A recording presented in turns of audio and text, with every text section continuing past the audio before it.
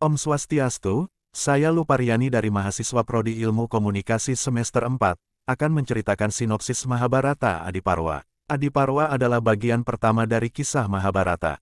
Penuturan isi kitab yang mengkisahkan keluarga besar Bharata tersebut bermula ketika Sang Ugrasrawa mendatangi Bagawan Sonaka yang sedang melakukan upacara di hutan Nemisa.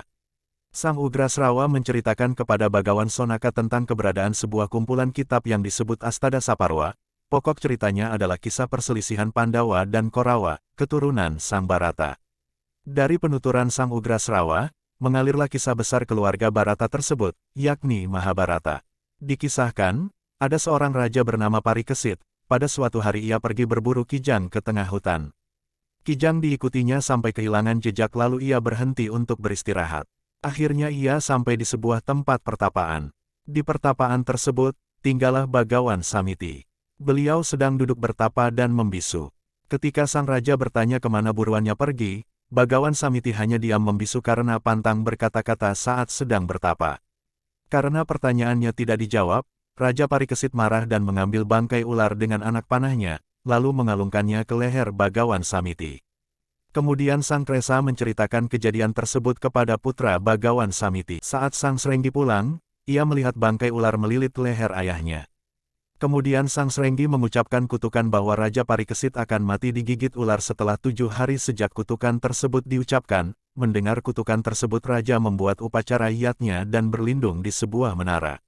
Akan tetapi pada hari ke-7, yaitu hari yang diramalkan menjadi hari kematiannya, seekor naga yang bernama Taksaka menyamar menjadi ulat pada jambu yang dihaturkan kepada Sang Raja. Kutukan tersebut menjadi kenyataan. Raja Parikesit wafat setelah digigit naga Taksaka. Setelah Maharaja Parikesit mangkat, putranya yang bernama Janamejaya menggantikan tahtanya. Raja Janamejaya memerintah dengan adil dan bijaksana sehingga dunia tentram, setiap musuh pasti dapat ditaklukkannya. Suatu hari, Sang Utangka datang menghadap Sang Raja dan mengatakan niatnya yang benci terhadap naga Taksaka, sekaligus menceritakan bahwa penyebab kematian ayahnya adalah karena ulah naga Taksaka. Raja Janamejaya meneliti kebenaran cerita tersebut dan para patihnya membenarkan cerita Sang Utangka. Kemudian, Raja Janamejaya mengadakan upacara pengorbanan ular untuk membalas naga Taksaka. Singkat cerita, beliau menyiapkan segala kebutuhan upacara dan mengundang para pendeta dan ahli mantra untuk membantu proses upacara. Melihat Raja Janamejaya mengadakan upacara tersebut, naga Taksaka menjadi gelisah. Kemudian ia mengutus Sang Astika untuk menggagalkan upacara Raja Janamejaya.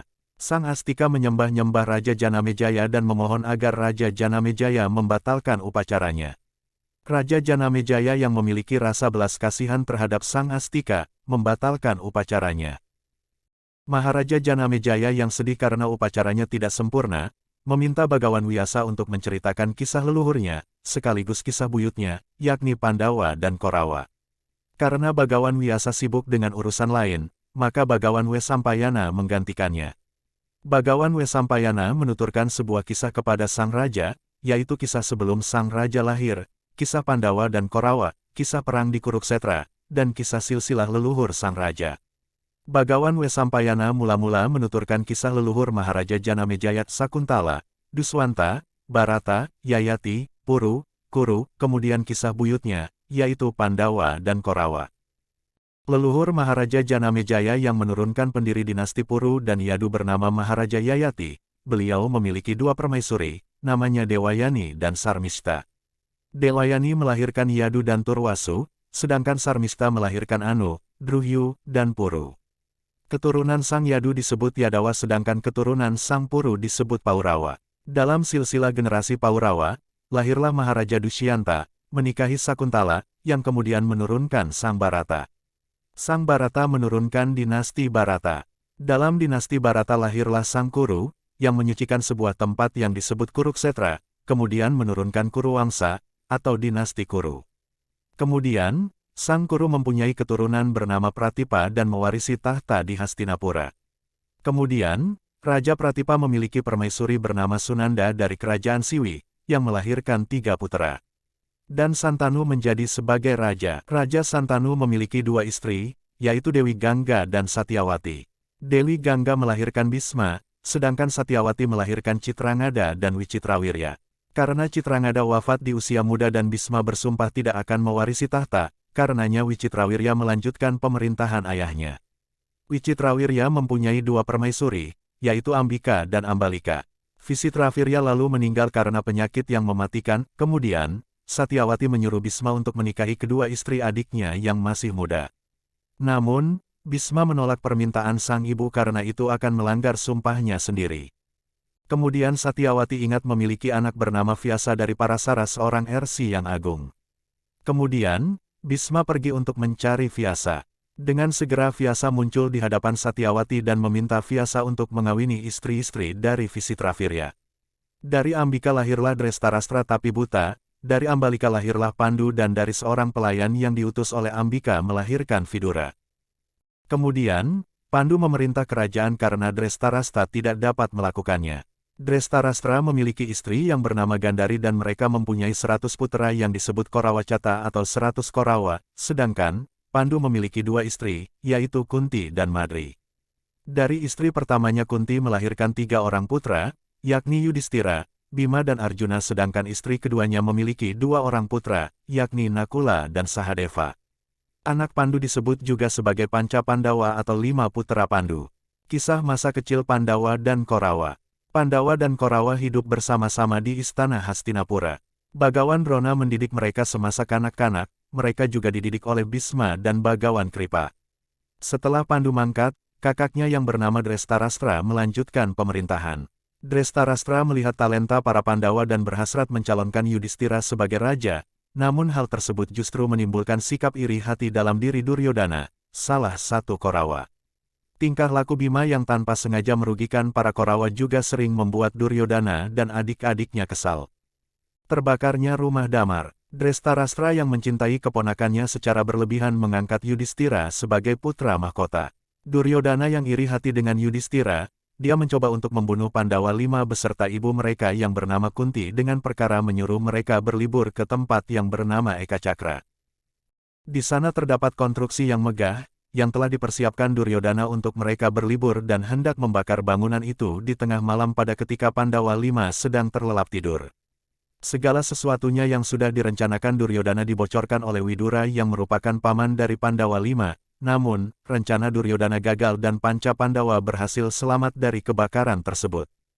Pandawa mendapatkan Drupadi. Pada suatu hari, Pandawa mengikuti sayembara yang dipersiapkan Raja Drupada di kerajaan Pancala. Sayembara tersebut memperebutkan Dewi Drupadi. Para Pandawa menyamar sebagai seorang Brahmana. Satu persatu ksatria maju, namun tidak ada satupun yang sukses memanah dengan tepat. Ketika Karna dari kerajaan Anga ikut serta, dia sukses memanah tujuan dengan patut. Sesampainya di rumah, Pandawa berseru, "Ibu, kami datang membawa hasil meminta-minta." Kunti, ibu para Pandawa, tidak melihat apa yang dibawa oleh anak-anaknya karena sibuk dan berucap, "Dibagi dengan rata apa yang kalian peroleh." Ketika dia menoleh, alangkah terkejutnya dia karena anak-anaknya tidak saja membawa hasil meminta-minta, namun juga seorang wanita. Kunti yang tidak bersedia berdusta, membuat anak-anaknya untuk berbagai istri. Arjuna mengasingkan diri ke hutan. Para Pandawa sepakat untuk membagi Drupadi sebagai istri. Mereka juga berjanji tidak hendak mengganggu Drupadi ketika sedang bermesraan di kamar bersama dengan salah satu dari Pandawa. Hukuman dari perbuatan yang mengganggu, yaitu pembuangan selama 12 tahun. Pada suatu hari, ketika Pandawa sedang memerintah kerajaannya di Indraprastha, seorang pendeta masuk ke istana dan melapor bahwa pertapaannya diganggu oleh para raksasa. Arjuna yang merasa mempunyai kewajiban untuk menolongnya, bergegas mengambil senjatanya. Arjuna rela masuk kamar mengambil senjata, tidak memedulikan Yudhistira dan Drupadi yang sedang bermesraan di kamar. Atas perbuatan tersebut, Arjuna dihukum untuk menjalani pembuangan selama 12 tahun. Arjuna menghabiskan masa pengasingannya dengan menjelajahi penjuru Bharatawarsha atau daratan India kuno. Selama masa pengasingannya, Arjuna mempunyai 3 istri lagi. Mereka adalah Subadra adik Sri Kresna Ulupi, dan Citrangada. Dari hubungannya dengan Subadra memiliki anak bernama Abimanyu.